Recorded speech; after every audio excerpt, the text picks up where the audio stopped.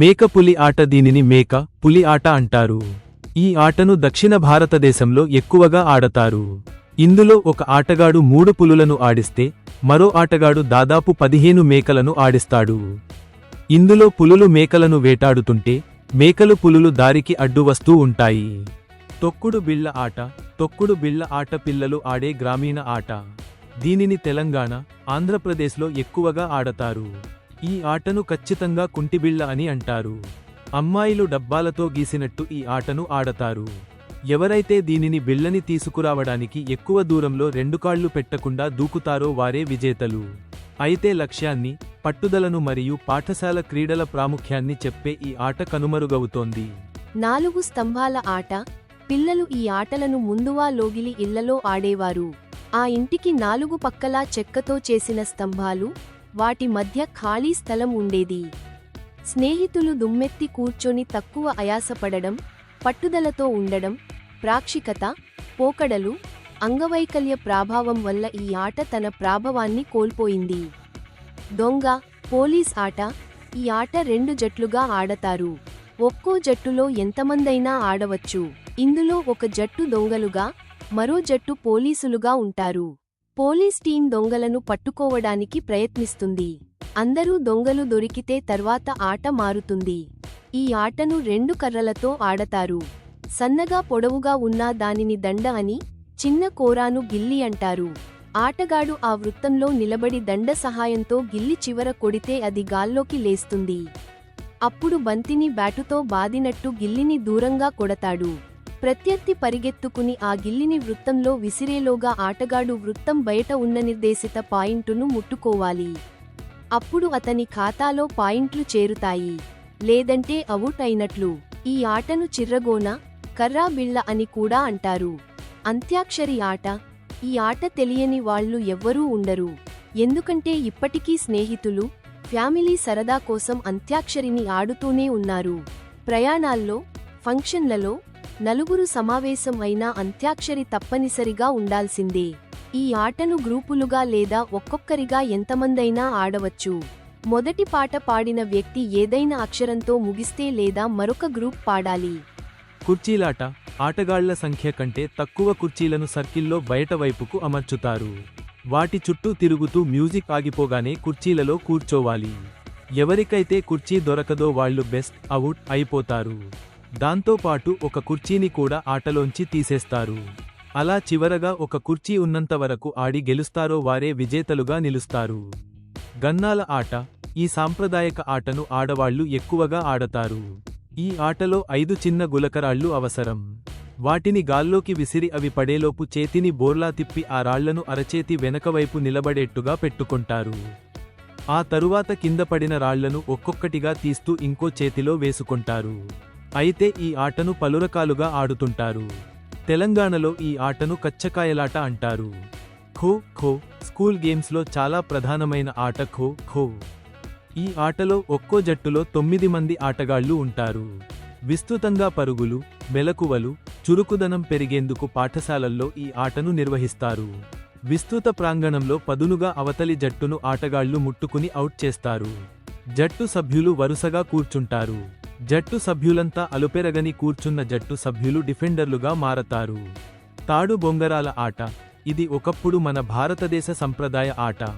ఈ ఆట ఆడని పిల్లలు లేరంటే అతిశయోక్తి కాదు. కానీ ఇప్పుడున్న ప్రాధాన్యతలు మారడం వల్ల దాదాపు ప్రాముఖ్యతను కోల్పోయింది. ఈ బొంగరాన్ని చెక్కతో తయారు చేస్తారు. దీనికి కింద భాగం ఎన్క్రీల్ కోన్ ఆకారంలో ఉంటుంది. కింద కొనకి ఒక మేకు ఉంటుంది. బొంగరం చుట్టూ ఒక తాడుని చుట్టి ఆ తాడుని లాగితే బొంగరం భూమిపై గిరగిరా తిరుగుతుంది. 7 పెంకుల ఆట. ఈ ఆట 2 జట్లుగా ఆడతారు. ముందుగా 7 పెంకులను పైదానం మాదిరిగా ఒకదానిపై మరొకటి పేర్చి ఉంచుతారు. టాస్ గెలిచిన జట్టు సభ్యుడు ఒకరు గురి చూసి పెంకుల వైపు బంతిని విసురుతాడు. పెంకులను పడగొట్టిన జట్టు సభ్యులు మరల పెంకులను యథాస్థానంలో ఒకదానిపై మరొకటి నిలబెట్టే ప్రయత్నం చేస్తారు. పెంకులు పెట్టేలోపు రెండో జట్టు బంతితో మొదటి జట్టు సభ్యులను కొట్టేందుకు ప్రయత్నిస్తుంది. ఇలా ఆట ముగిసిన సమయానికి ఏ జట్టు ఎక్కువ పాయింట్లు సాధిస్తుందో వారే విజేతలు. వైకుంఠపాళి ఆటనే ఇప్పటి పిల్లలు స్నేక్స్ అండ్ లాడర్స్ పేరుతో ఆడుతున్నారు. ఇందులో వైకుంఠపాళి పాఠం ఉంటుంది. అందులో నిచ్చెనలు పాములు ఉంటాయి. ఒక్కొక్కరు గవ్వలతో ఆడుతూ పటంలోని తమ స్థానాల్లో ముందుకు వెళ్తారు. నిచ్చెనలు వచ్చిన చోట పైకి ఎక్కడం, పాము ఉన్న చోట నుంచి కిందకు జారడం జరుగుతుంది. ఎవరైతే అన్ని అడ్డంకులను దాటుకుంటూ పైకి చేరుతారో వారే విజేతగా నిలుస్తారు. గోలీలాట గోలీలాట గోటీలాట అత్యంత ప్రజాదరణ పొందిన భారతీయ సంప్రదాయ ఆట. దీనిని దేశంలోని అన్ని వీధుల్లో ఆడారు. ఈ ఆటను 2 లేదా 3 సభ్యులతో ఆడుతారు. గోలీని వేళ్లతో పట్టుకుని బొటనవేలు మీద పెట్టి ఆడతారు. అయితే ఈ గోలీలాటను చాలా చోట్ల చాలా రకాలుగా ఆడుతారు. కళ్ళ గంతలాట ఇది గ్రూపుగా అందరూ ఆడుకునే అవుట్డోర్ గేమ్. ఇందులో మగ పిల్లలు కలిసి ఎంతో ఉత్సాహంగా, చురుగ్గా పాల్గొంటారు. ఒక వ్యక్తి కళ్లను కర్చీప్తో మూసేస్తారు. ఆ సమయంలో చాలా మంది చుట్టూ ఉంటారు. వాళ్లలో వారి భాగస్వామిని గుర్తించవలసి ఉంటుంది. ఈ ఆట పిల్లల్లో చురుకుదనం, జ్ఞాన నైపుణ్యాలు పెంచడంతో పాటు ధ్వనిని పసిగట్టేందుకు దోహదపడుతుంది. దాగుడు మూతలాట ఇది అత్యంత ప్రజాదరణ పొందిన ఆట. ఇందులో ఎంతమందైనా ఆడవచ్చు. ఆడేవారిలో ఎవరి గెలిచిన వారిని చుట్టపక్కలికి దాక్కోవాలి. ఓడినవాళ్లు ఎక్కడ లేదా 2 వారిని వెతుక్కుంటారు. పట్టుబడిన వారు త్వరగా దొంగగా మారి దాక్కున్నవారిని పట్టుకుంటారు లేదా కొనసాగిస్తారు. దొంగ సాధారణంగా కళ్ళు మూసుకుని కొన్ని అంకెలు లెక్క పెట్టేలాగా మిగతా వాళ్లు పరుగెత్తే స్థలాల్లో దాక్కోవాలి. ఈ ఆట పిల్లల మధ్య పరస్పరం అవగాహనను పెంచడంతో పాటు ఎప్పటికీ బోర్ కలిగించదు. పాసామప్ప ఆట 2 పిల్లలు ఒకరు చేతులను ఒకరు పట్టుకుని పాట పాడుతూ ఉంటారు. ఆ చేతులను పైకి ఎత్తితే మిగతా పిల్లలు వాళ్ల చేతుల కింద నుంచి వెళ్తుంటారు. పాట అయిపోయిన వెంటనే ఎవరైతే వాళ్ల చేతుల్లో పట్టుబడతారో వాళ్లు జట్టులోకి వెళ్తారు.